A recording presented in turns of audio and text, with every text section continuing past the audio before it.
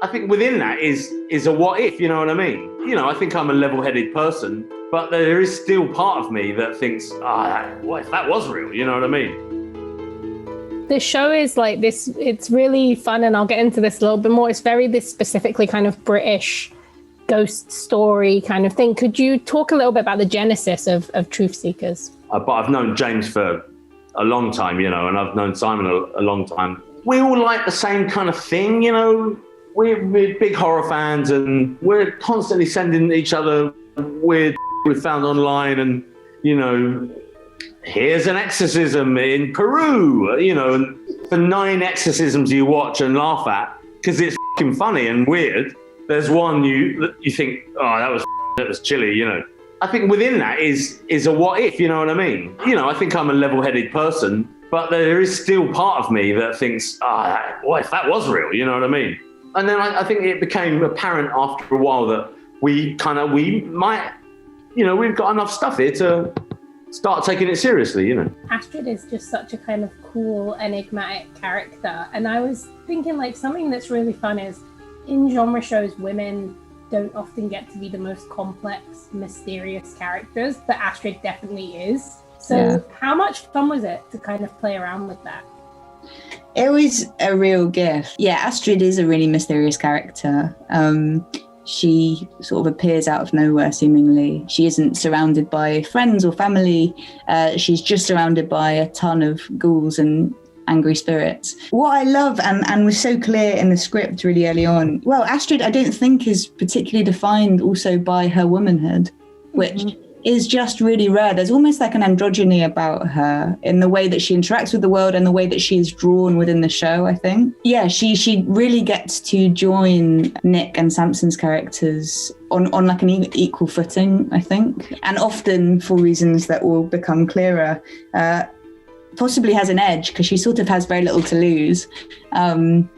So her ability to go sort of bravely into the unknown, maybe rivals Gus and Elton's. Do you have a favourite or most scary kind of ghost that you guys come across in the series? I do. I don't know whether anyone will have seen it yet, but there is the walking kind of corpse of a person who has suffered, well, as bad a burns as you can get, I think, and is possibly still smoking.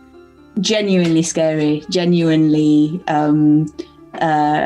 such an image even in the flesh, and that's sort of been a real joy of working on this. I think something that gives the show the quality it has, the sort of texture it has, is the fact that the majority of the effects are practical. What's it like for you as an actor to get to kind of be around that? Because it's kind of a dying art. Like there's people trying to push it, and there's people who care about it, and it is magical, but we don't often get to see it hugely CG. So what was it like to see that person smoking in the corner, or how much did that help you kind of immerse in the world? I love it.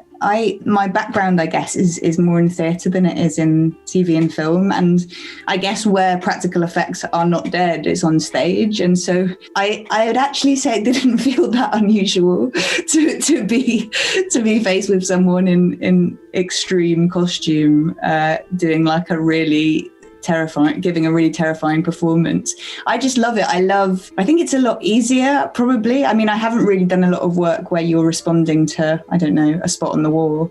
I love anything that brings liveness, I think. And I think I feel that is like a benefit of doing things practically. We know that this story we're not making a documentary. We can be playful with the medium. It doesn't have to look like real life. It can be, and I think some of the amazing designs for the kind of ghouls and wraiths, I think they are really imaginative. They're not images I've seen before necessarily. I think that's really brave because it doesn't just rest on sort of tropes in order to create fear. It like creates a new kind of scare language or something. Yeah, Samson, starting with you, Elton is like a very unconventional kind of horror hero, and he's very reluctant. What was it like to kind of subvert that expectation and play with something a little bit different there? I think it was more so to stick to his truth, the truth of his trauma. Elton's running away from something, and unbeknownst to him, he's about to uncover a lot more than that he knows about himself. Very beneficial to everyone else, and especially, Gus and especially Astrid. I think that the writing helped me as an actor to kind of invoke the sort of emotional journey that he goes on, because he's already a bubbly kind of positive dude that just wants to crack on with regular every day-to-day life. Being a cable installation guy is a great thing for Elton, because it means that he doesn't have to face his past. But I think it helps that the rest of the characters kind of give him that safety net to be more confident. It's really quite scary. There's a lot of really haunting images. Emma said this really cool thing about creating this kind of new scare language, because there's so many different kind of new spooky things to kind of be scared of. Do you guys have like a favorite ghost that you come across, or a favorite scary moment from the show? I think Astrid's mum, when she's not on fire, is really creepy, Now, mine's when she is on fire. I saw that the character. I've genuinely shut myself. It took me a minute to inspect.